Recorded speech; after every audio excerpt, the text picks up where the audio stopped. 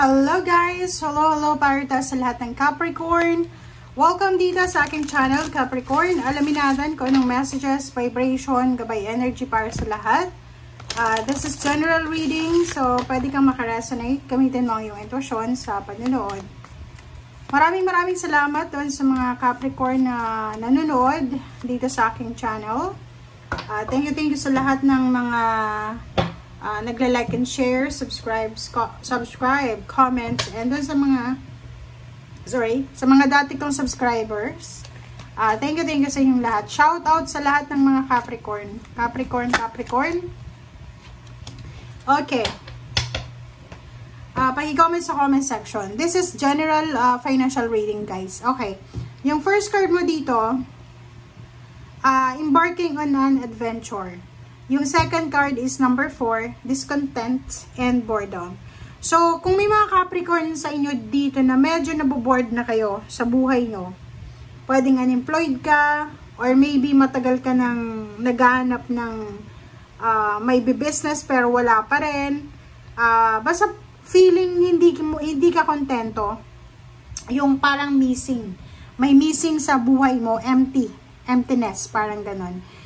And parang feeling mo walang balanse, kulang sa kulang sa balanse, parang gano'n. Embarking on an adventure, sinasabi ng barahan na if pakiramdam mo daw, Capricorn, na hindi ka na masaya. Like for example, ang isang example dito is may trabaho ka like sa international, sa ibang bansa, or sa Pilipinas. Nagtatrabaho ka pero hindi ka masaya. Siguro dati masaya ka, but dumating na yung panahon, ganun talaga eh.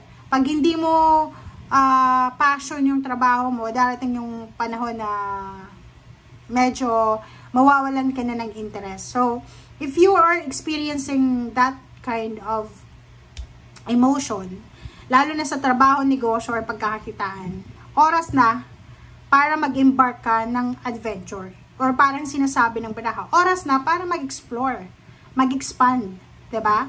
So, bakit ka mag-i-stay sa isang lugar na hindi ka masaya, 'di ba? Sayang yung energy mo, yung oras mo, yung intention mo, yung motivation, kasi hindi ka naman mo-motivate eh. Like for example, trabaho ka ng trabaho, tapos pagkagising mo sa umaga, hindi ka na interested, hindi ka na excited tulad ng dati na pumasok sa trabaho. Syempre, 'di ba?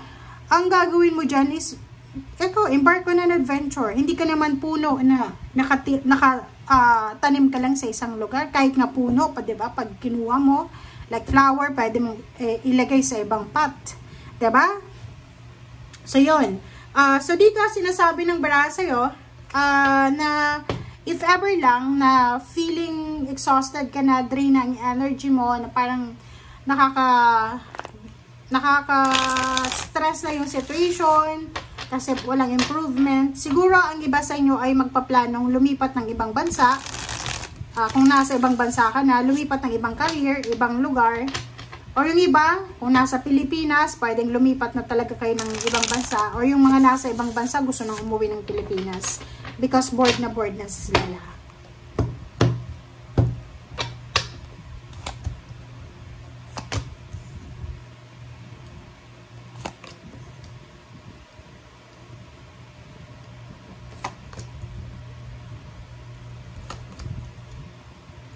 Okay.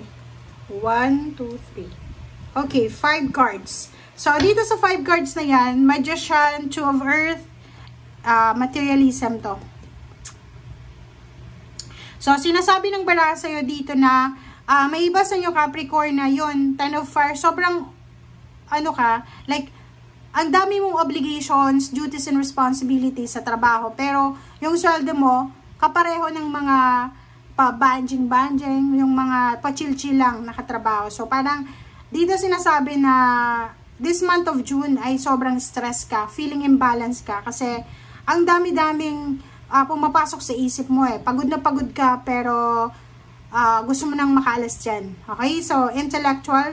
Nakikita ko sa'yo dito na kailangan mo ng determination and motivation. Yun na nga. May iba sa inyo na nawawalan na sila ng interest sa trabahong ginagawa nila.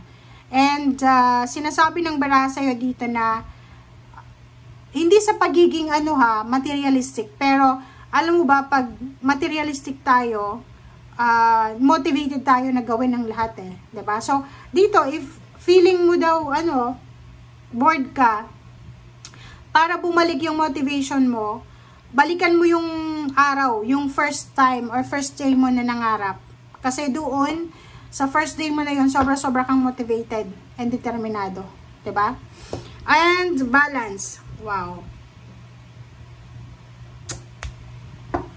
Sinasabi ng baraha sa'yo dito, Capricorn, na ngayong buwan ng June, kailangan mong i-prioritize yung mga, kumbaga, importanteng bagay, expenses, or anything.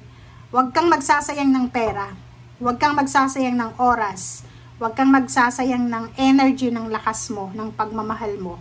Lalo na sa pera. Okay? Magician, isang mystery, isang unexpected, isang magic ang pwedeng darating sa inyo. And sinasabi ng baraha dyan sa magician na yan, everything happens for a reason. So, marirealize mo this month of June na talagang yung lahat ng nangyayari sa buhay mo ay may dahilan. And sa ilalim niya is Queen of Earth, is financial freedom. So, sinasabi ng baraha sa iyo na keep going. Sa lahat ng mga Capricorn, keep going Capricorn, kasi nandito na yung financial freedom, financial balance, new job, new career, new place of work. Just believe and be motivated sa kung ano man yan. Okay? Nakikita ko sa'yo dito, isang rason kung bakit may iba sa'yo na gusto nang umalis sa trabaho is because of relationship.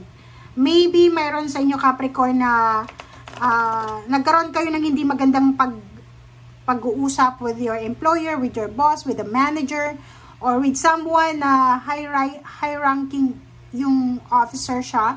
So, mas mataas yung posisyon sa'yo. So, pwedeng siya ang isa sa mga rason na ayaw mo na. Pangalawa is pwedeng pera. Yung parang feeling mo walang improvement, hindi ka makakapag-ipon, feeling mo wala kang mapupuntahan. Kumbaga, feeling mo stagnant talaga. So, nakikita ko sa'yo dito na maraming opportunities left and right. So, kailangan mo lang na maging decided. Mag-decide ka as soon as possible kung ano talaga ang gusto mo. Okay? Zero, the dreamer, and balance. Sinasabi ng baraha, kailangan mong mag-compromise. Kailangan natin na mag-take ng risk kung gusto natin ng improvement. Like for example, kung takot kang mangibang bansa or lumipat ng ibang bansa pero sobrang bored na bored ka na dyan sa lugar mo, walang mangyayari. So, kailangan i-grab mo yung opportunity na to na hindi ka na masaya and then mag-expand ka, explore. Okay? Thank you guys. Bye!